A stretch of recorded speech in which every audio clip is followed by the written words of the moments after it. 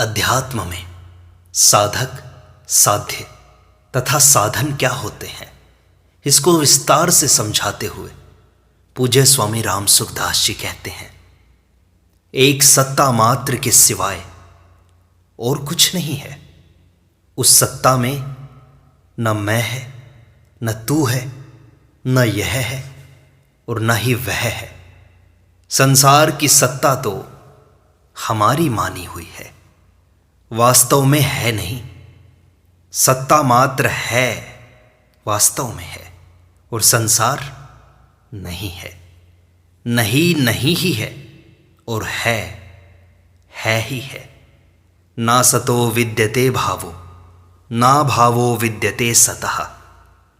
नहीं का अभाव स्वतः स्वाभाविक है और है का भाव स्वतः स्वाभाविक है। वह है ही हमारा साध्य है। जो नहीं है वह हमारा साध्य कैसे हो सकता है?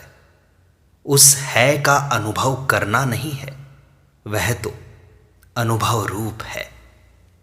तात्विक दृष्टि से देखें तो साधक वह है जो साध्य के बिना नहीं रह सकता, और साध्य वह है जो साधक के बिना नहीं रह सकता।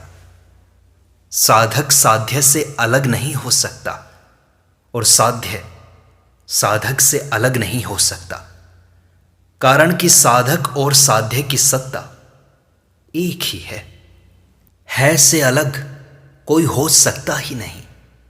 इसलिए अगर हम साधक हैं तो साध्य की प्राप्ति तत्काल होनी चाहिए।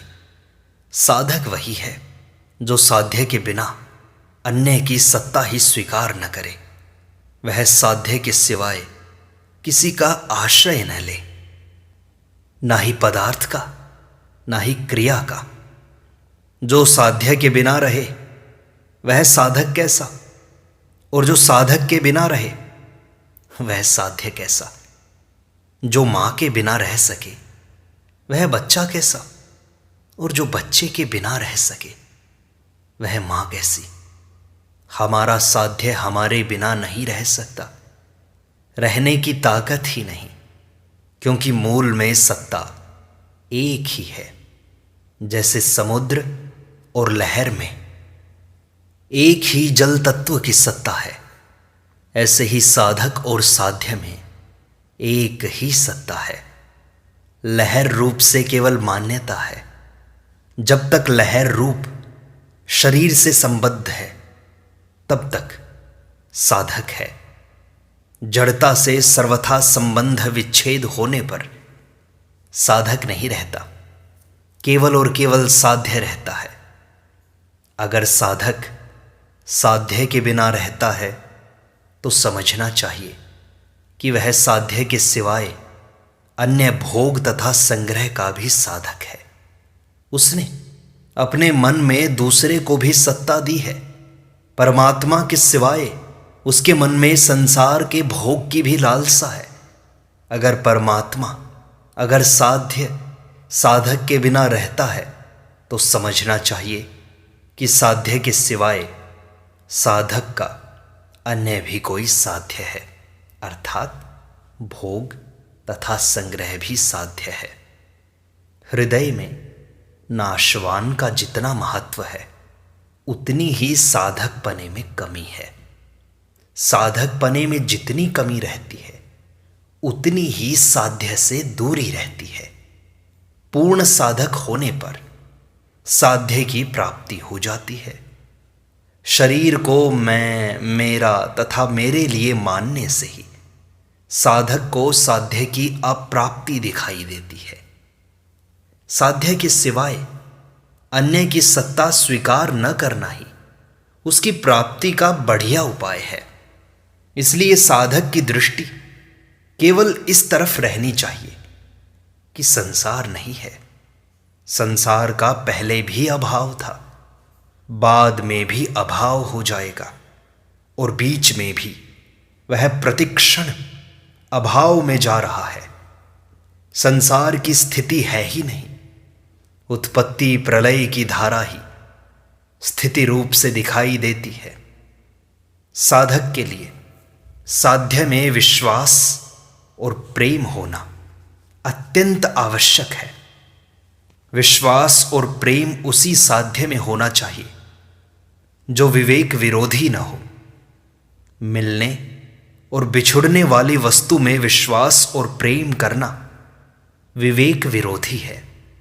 विश्वास और प्रेम दोनों में कोई एक भी हो जाए तो दोनों स्वतः हो जाएंगे। विश्वास दृढ़ हो जाए तो प्रेम अपने आप हो जाएगा। अगर प्रेम नहीं होता तो समझना चाहिए कि विश्वास में कमी है। अर्थात परमात्मा के विश्वास के साथ संसार का विश्वास भी है। पूर्ण विश्वास होने पर एक सत्ता के सिवाय संसार की सत्ता ही नहीं रहेगी। भगवान में विश्वास की कमी होगी तो साधन में भी विश्वास की कमी होगी। अर्थात साध्य के सिवाय, परमात्मा के सिवाय अन्य इच्छाएं भी होंगी। जितनी दूसरी इच्छा है उतनी ही साधन में कमी है।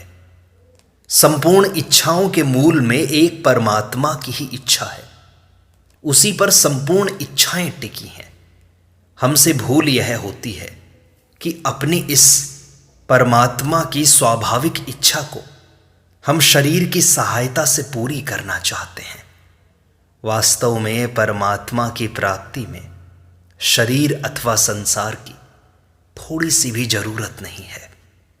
परमात्मा अपने में है, अतः कुछ न करने से ही उनका अनुभव होगा। कुछ करने के लिए तो शरीर की आवश्यकता है, पर कुछ न करने के लिए शरीर की क्या आवश्यकता है। कुछ देखने के लिए तो नेत्रों की आवश्यकता है, पर कुछ न देखने के लिए नेत्रों की क्या आवश्यकता है। हाँ, नाम जप, कीर्तन आदि साधन अवश्य करने चाहिए, क्योंकि इनको करने से कुछ न करने की सामर्थ्य आती है। हम परमात्मा के अंश हैं, इसलिए हमारा संबंध परमात्मा के साथ ही है। हमारा संबंध न तो शरीर के साथ है और न ही शब्द, स्पर्श, रूप, रस और गंध इन विषयों के साथ है। हम परमात्मा के हैं। इस सत्य पर साधक को दृढ़ विश्वास करना चाहिए। अगर दृढ़ विश्वास न कर सके तो भगवान से मांगे। हम शरीर संसार के हैं, यह हमारी भूल है। भूल को भूल समझने में देरी लगती है, पर भूल समझने पर फिर भूल मिटने में देरी नहीं लगती। यह नियम है कि परमात्मा की प्राप्ति असत पदार्थ और क्रिया के द्वारा नहीं होती, अपितु असत के संबंध विच्छेद से होती है। असत से सर्वथा संबंध विच्छेद करने के लिए साधक को 3 बातों को स्वीकार करने की आवश्यकता है। पहला, मेरा कुछ नहीं है। दूसरा, मुझे कुछ नहीं चाहिए। तीसरा, मैं कुछ नहीं हूं। अगर इन 3 बातों पर गंभीरता पूर्वक विचार करें, पहली बात है मेरा कुछ भी नहीं है। इसको स्वीकार करने के लिए साधक को इस बात का मनन करना चाहिए कि हम अपने साथ क्या लाए हैं और अपने साथ क्या ले जाएंगे। मनन करने से साधक को पता लगेगा कि हम अपने साथ कुछ लाए नहीं और अपने साथ कुछ ले जा सकते भी नहीं। तात्पर्य यह निकला कि जो वस्तु मिलने और बिछुड़ने वाली है वह हमारी कभी नहीं हो सकती। जो वस्तु उत्पन्न और नष्ट होने वाली है वह हमारी नहीं हो सकती। जो वस्तु आने और जाने वाली है वह हमारी नहीं हो सकती, कारण कि स्वयं मिलने और बिछुड़ने वाला, उत्पन्न और नष्ट होने वाला, आने जाने वाला नहीं है। अतः सिद्ध हुआ कि अनंत ब्रह्मांडों में तिल जितनी वस्तु भी हमारी नहीं है। दूसरी बात है मेरे को कुछ नहीं चाहिए।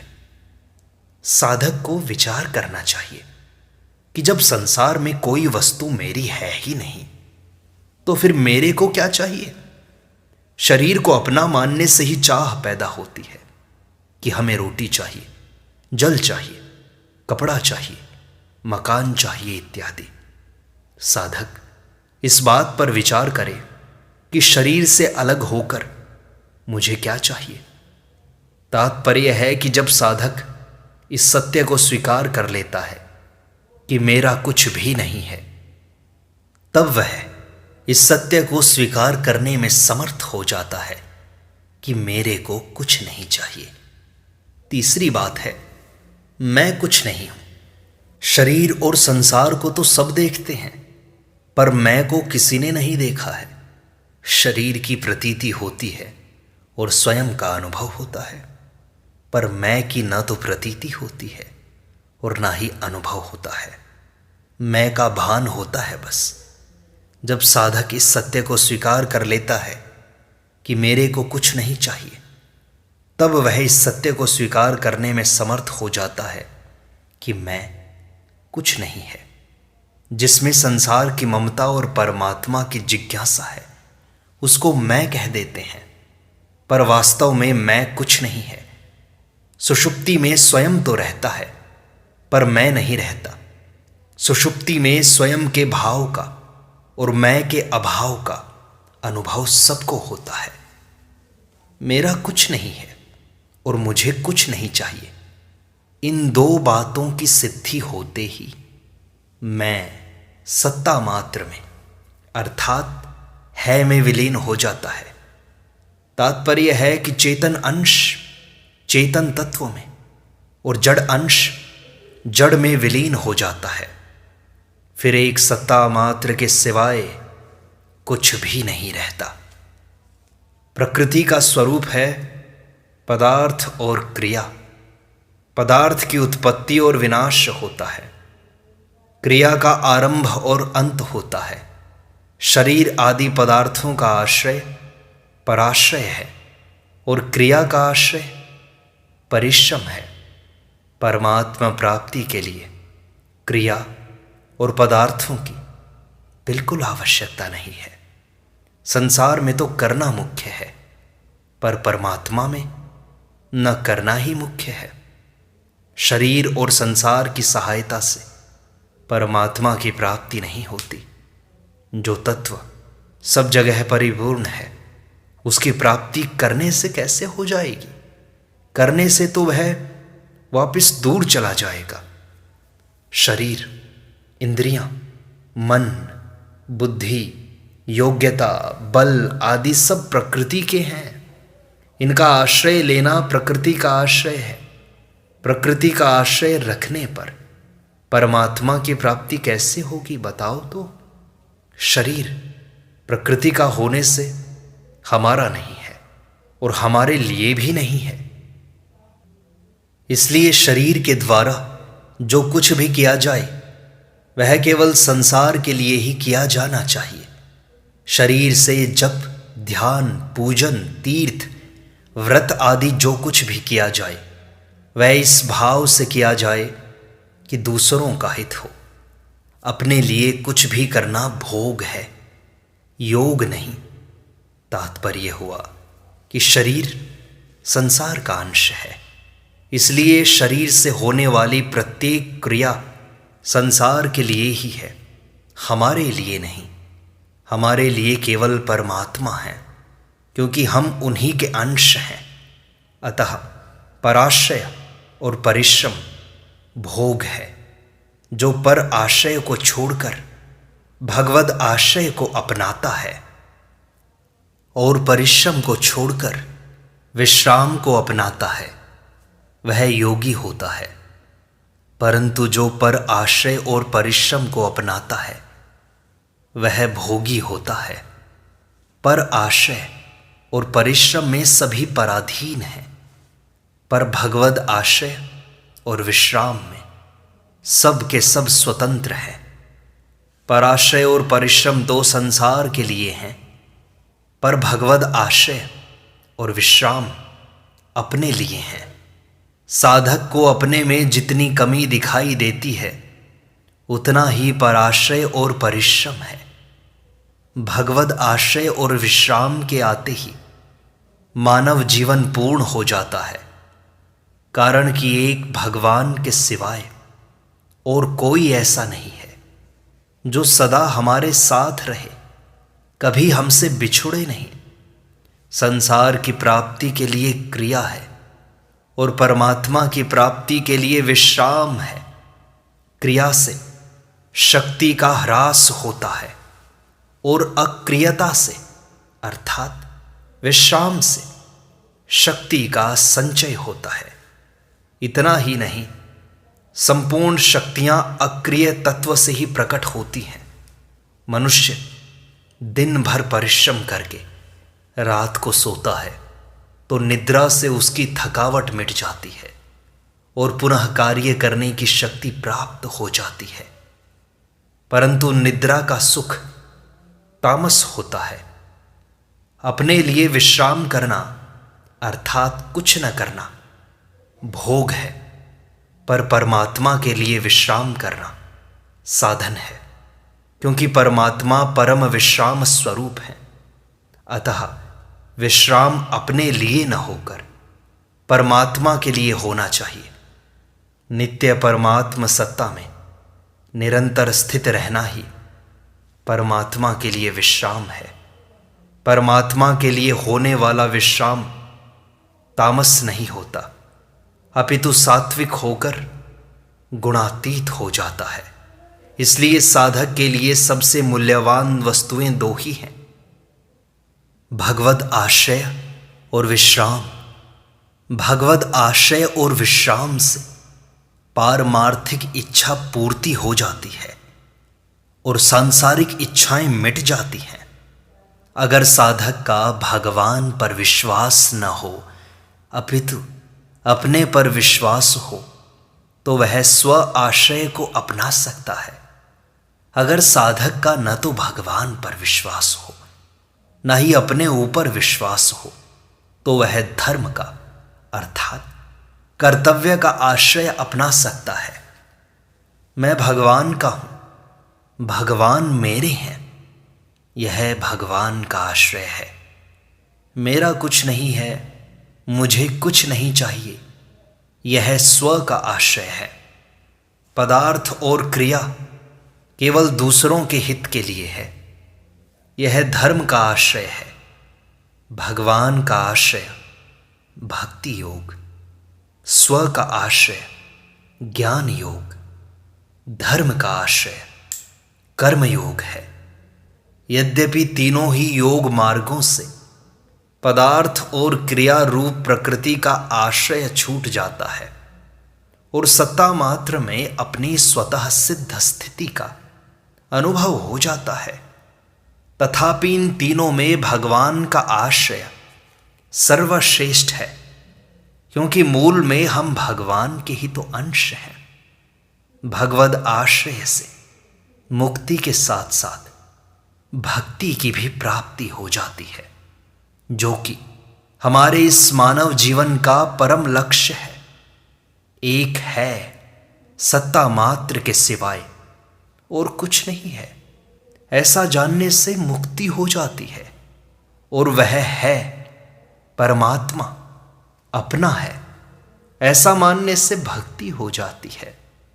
वास्तव में जो है वही अपना हो सकता है, जो नहीं है वह अपना कैसे हो सकता है।